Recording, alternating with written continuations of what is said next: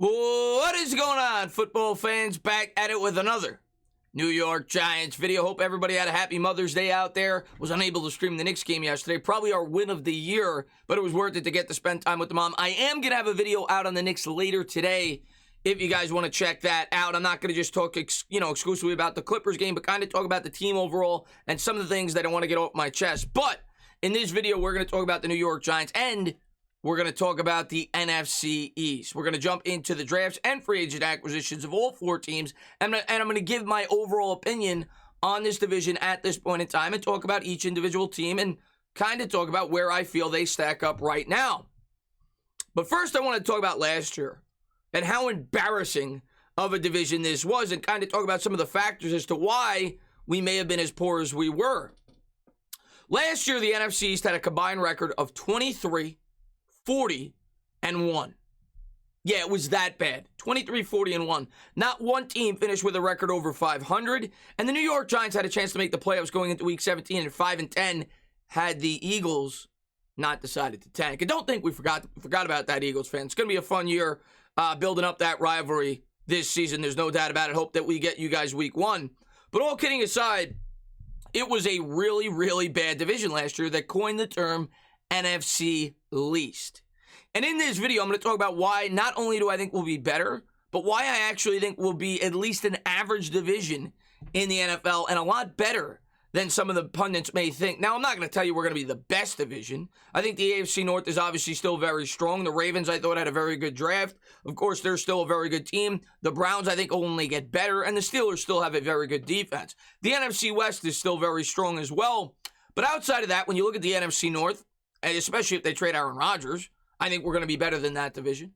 You look at the NFC South, the Bucs are great. The Saints lost Breeze, but I still think they have a very good 53-man roster. The Falcons, the Panthers, I don't know, not so much there. The AFC East is pretty good as well. I think they improved. But outside of those two divisions I mentioned, and maybe there's one more, I don't really see a division being definitely better than the NFC East this year. I think we're going to take a major leg up. And I think there were a lot of factors as to why this division was as poor as it was. We'll start with Dak Prescott and the Dallas Cowboys. Of course, Dak going down didn't help. I will say they were 1-3 with him, though, and that defense wasn't going anywhere fast, right? Let's at least admit that if you're a Cowboys fan. So I think the biggest thing for the Cowboys this year is seeing if that defense could get close to league average. And if it is, with the offense that they have, they'll be a solid team. But the biggest factor as to why this overall division was as poor as it was last year, before I jump into the scheduling, that I don't think enough people talk about, was the new coaching staffs. Last year, first off, we'll talk about the pandemic, and some people may say, well, that's not an excuse. Every team had to go through it. Well, there were only 5 new coaches in the NFL last year. Only 5. 3 of them came from within the NFC East. And I think that had a lot to do with it. It's hard enough when you bring in a new head coach. More often than not, when a new head coach comes in, they're inheriting a bad situation, which all 3 situations were. They were coming off, disappointing performances the year before, especially the Dallas Cowboys. Many people thought they had Super Bowl aspirations, and they had higher expectations going into next year. But not only did you take over a bad situation, which most new head coaches do, you had to inherit a team during the pandemic where you had really no training camp, not a normal training camp, no OTAs. You didn't play any preseason games. You barely had a chance to learn your prospects, your players on the team, and then you went into battle. So I think all 3 teams that had new head coaches, and the Eagles will learn this year, they don't have to deal with the pandemic, were at a disadvantage because of that. So I think the Giants, Washington, and the Cowboys struggled mightily because of that. I think it took some time for them to get acclimated to their teams. Not to mention you had a second-year quarterback at Dwayne Haskins learning a new scheme, who's no longer with Washington, and a second-year quarterback at Daniel Jones learning a new scheme. Jones now will be more acclimated. Washington brought in a veteran in Ryan Fitzpatrick that's played in every scheme in the NFL. He's played for like 10 teams in like the last 7 years, so he should at least be decent and definitely an upgrade over the quarterback they had last year. But I think the coaching changes had a lot to do with it. Then, when you look at the scheduling last year in the NFC East, and I'm not telling you that our schedule is easy this year. This year, we play the NFC South, and we play the AFC West. The AFC West, of course, has the Kansas City Chiefs. But outside of the Kansas City Chiefs, who's the team that really scares you? Do the Raiders scare you? The Broncos could if they get Aaron Rodgers, but if they don't scare me. And the Chargers, they don't scare me yet. If they have a new coach, Herbert will have to get acclimated to him. And they don't have the best team in the world. None of those teams are world beaters. And the NFC South, yeah, the Bucs. The Bucs are great. Saints are very good. They have a new quarterback in Winston. We'll see how he does. But they're definitely a good team. They'll definitely be a formidable opponent. But outside of that, the Falcons, the Panthers, they're not scaring me.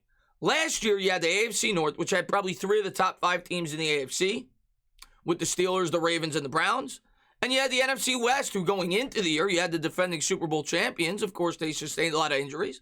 You had Seattle, who's always in the playoff mix. And you had the Rams, who were very good. Not to mention the Cardinals, who many people thought would be better than they were. They still hovered around 500. So we played a very tough schedule last year, and I think it is a little lighter this year. So I think all the things that I mentioned, mainly the coaching changes, were a major reason why this division was as poor as it was last year. I'm not going to tell you we would have been good. We wouldn't have been, but I don't think we would have been nearly as bad as we were.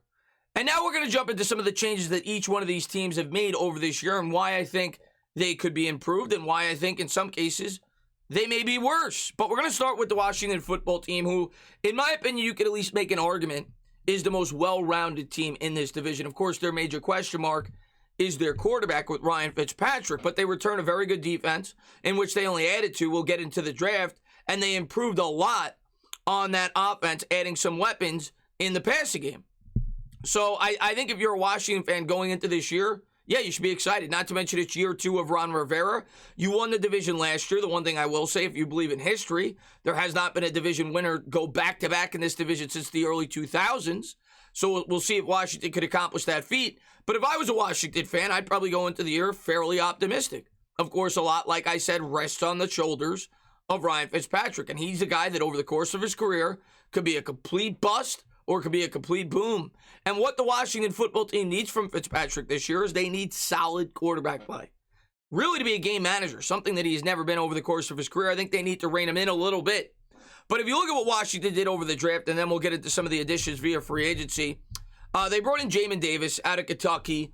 Some people thought it was a bit of a reach at 19. A lot of people had him as a second-round, late first-round prospect. But when you look at the needs of this defense, it was their biggest need. It was really their only need on this defense. They have a pretty all-around solid unit. And adding Davis to that strong defensive line, it should be a pretty easy transition for a middle linebacker to come in and perform well with the Washington football team. So I think it was a good pick. Second round, they got Sam Cosmi. They need help on the tackle. Their offensive line actually outkicked the coverage last year. It was much better than most people anticipated, but Cosmi is a really nice piece. Whether or not he'll start, we'll see. I saw some rumors that they're interested in Leno out of Chicago, and if he comes in, maybe he would start and Cosmi would learn the 51st overall pick. But regardless, a lot of people had a first-round grade on Cosmi. Washington got him in the second.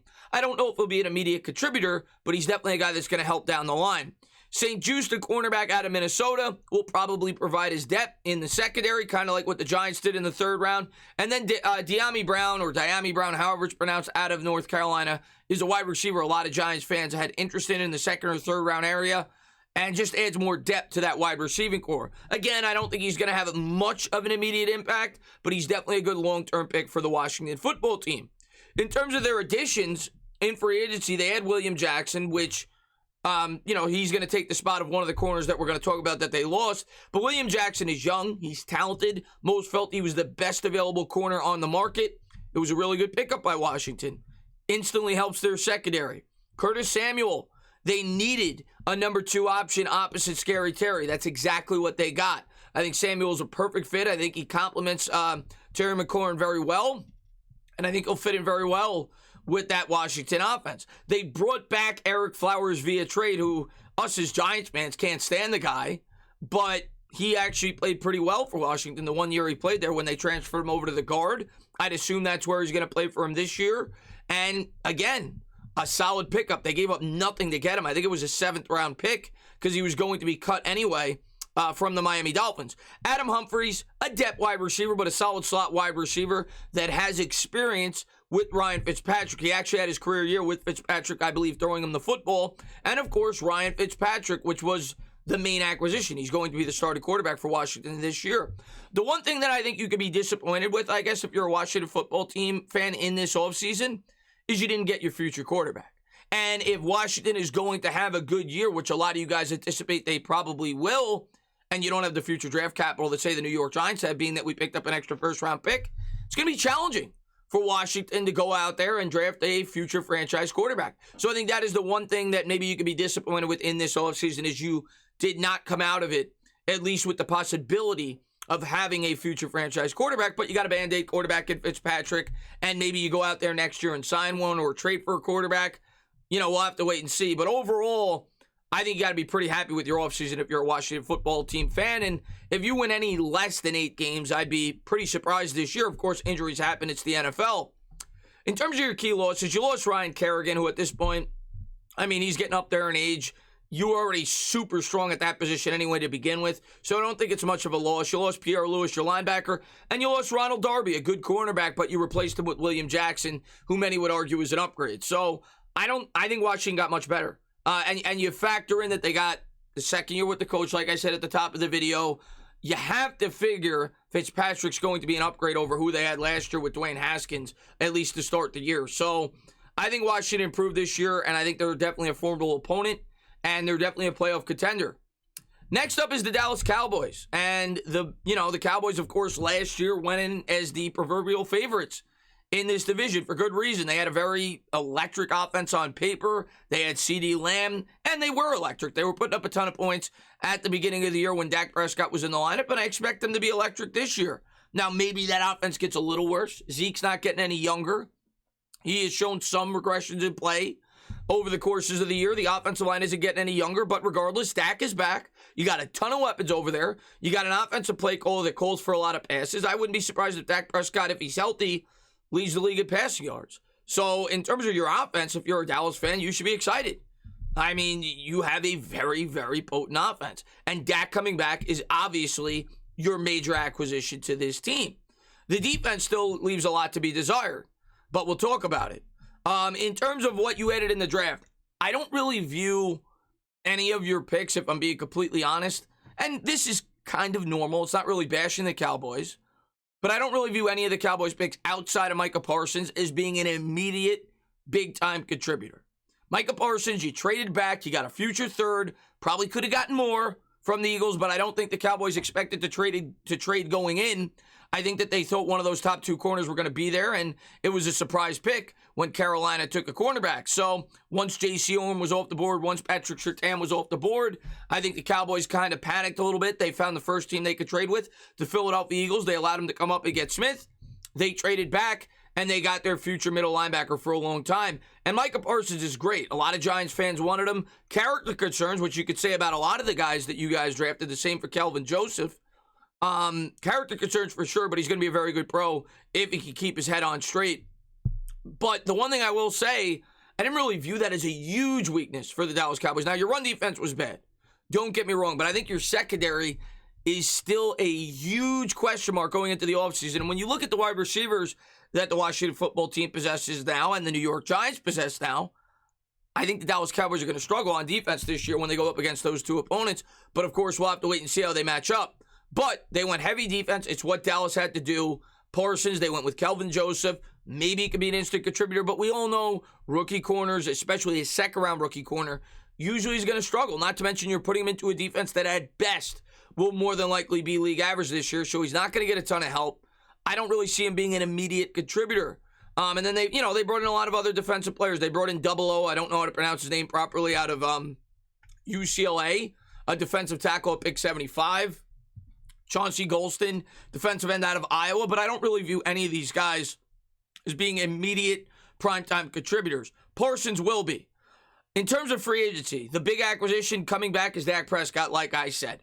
One of the better quarterbacks in the league, probably top 10, and he puts up great stats for your football team. Keanu Neal, the safety that you're actually going to move to the linebacker. He's still only 26, 27 years old. I think it's interesting how he's going to fit with that defense. He's always been thought to be one of the better safeties in the league while at Atlanta. He's kind of probably, tailed off a little bit the last year or 2 at that position. Dallas brought him in to be a linebacker. It'll be interesting, kind of like a money backer type situation there in Dallas. But we'll see how Keanu Neal fits with their defense. They also brought in Basham from the New York Jets, who had 4 sacks in 64% of the snaps last year. And they brought in Carlos Watkins to try to help in the interior defensive line. Wasn't very good last year. He had a 46 PFF grade, and he took 50% of the snaps. In terms of the losses, they lost Aldon Smith, they lost Andy Dalton, they lost Xavier Woods, and they lost Awuzie, the cornerback. In terms of the acquisitions in free agency, and it's not their fault, they didn't have a lot of cap space, I don't think they dramatically improved. Like, I think if you're being honest, if you look at Washington and the Giants, they improved a lot more via free agency for the simple reason they spent a lot more, right? They didn't lose anybody horribly, though, and Dallas, if Dak is good, if he's healthy, should be at least in the thick of it in this division. They're coming in as a strong favorite according to Vegas. I don't necessarily agree with that. I still think their defense has major question marks, but the defense did get better as the season wore along. Maybe they were getting more acclimated to the scheme with the addition of Parsons and all the players they brought in via the draft. Maybe the defense will be better than people think. If the Cowboys defense is league average, very good chance they win this division because I think they do have the best offense on paper. That's what it'll come down to. Next up, the Philadelphia Eagles. And the Philadelphia Eagles had no cap space this year. So if you were an Eagles fan and you were being honest with yourself, you couldn't have expected them to go out there and spend like lunatics and bring in the best players via free agency. Here's what I'm going to say about the Philadelphia Eagles. I'm going to give them a compliment. Eagles fans watching this may not like hearing it.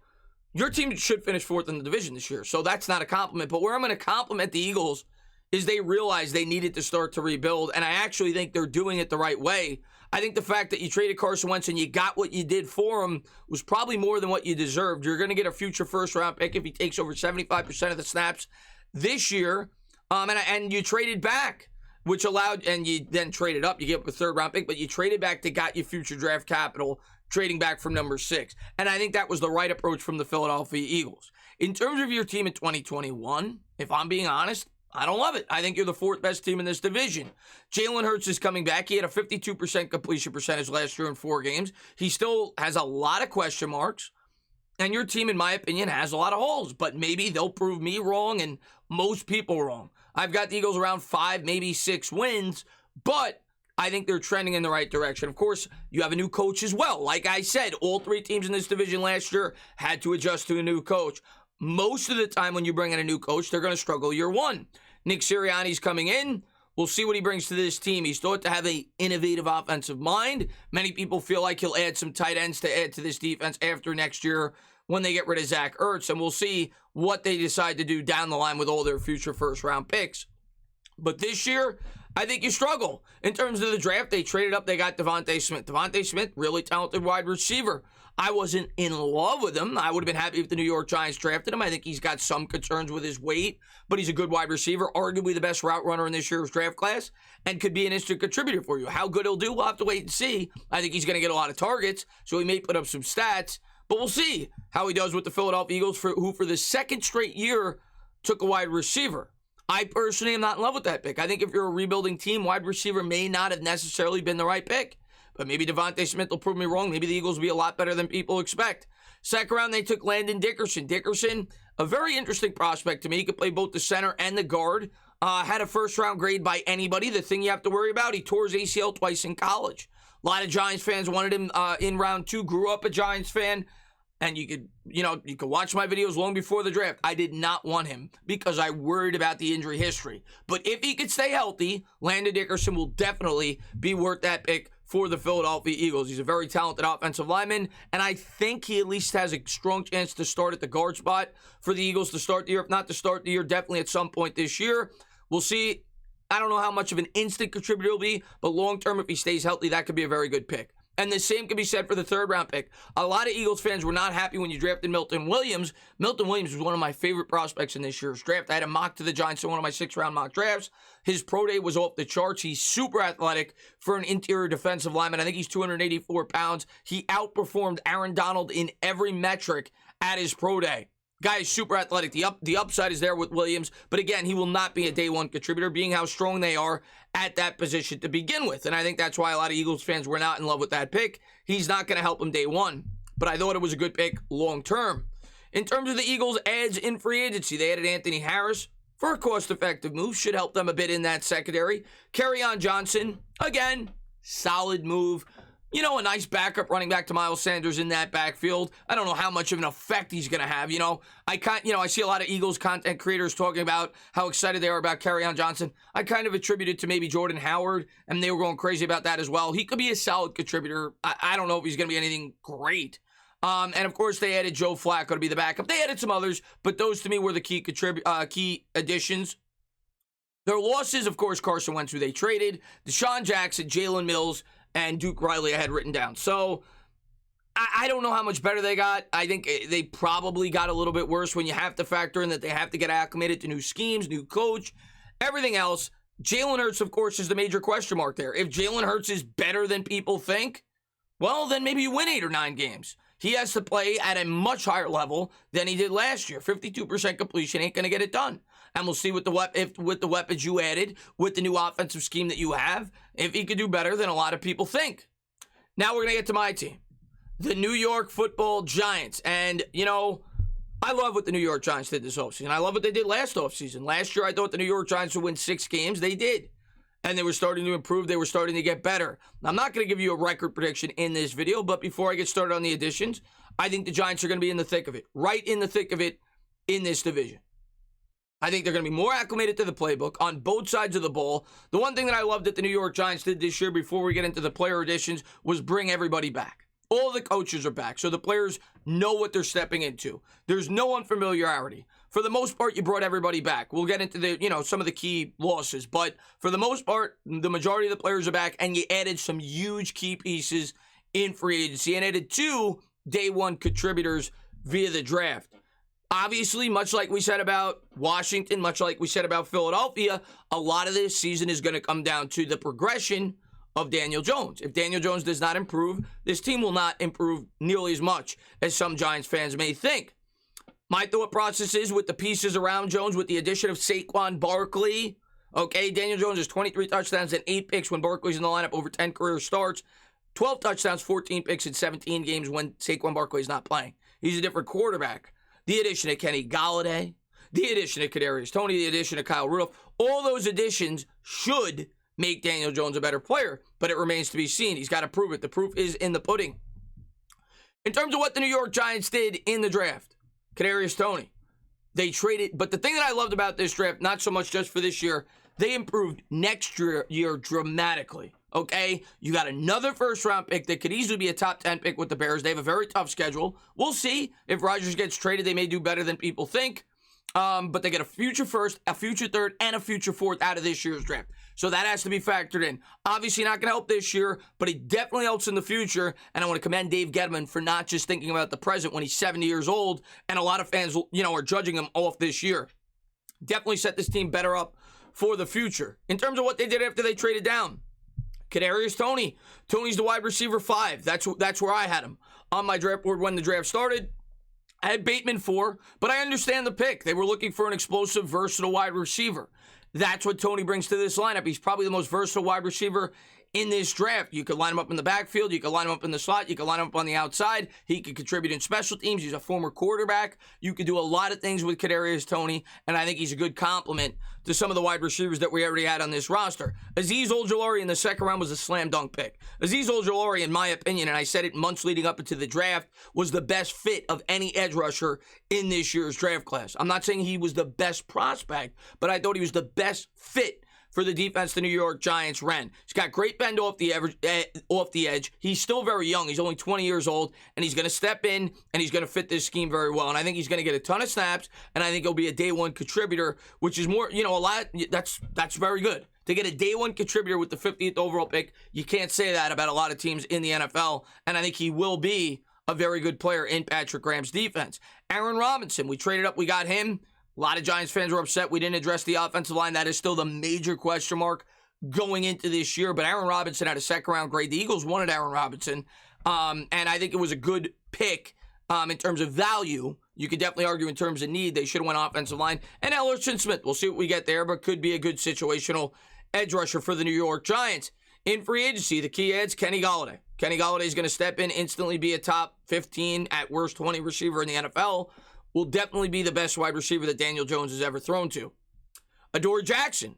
Giants bring in a very credible cornerback too, which was the biggest Achilles heel to this defense last year. It's kind of why we weren't able to be as aggressive as we wanted to be, because you had Isaac Yiadom on the other side. Well, now you bring in a much better cornerback too in Adoree Jackson. Kyle Rudolph is going to help in blocking. We had the 31st best red zone offense last year. Well, now you add a total target in Kenny Golladay, who led all receivers in touchdowns just 2 years ago. You're bringing a total target in Kyle Rudolph, who will specialize in the red zone.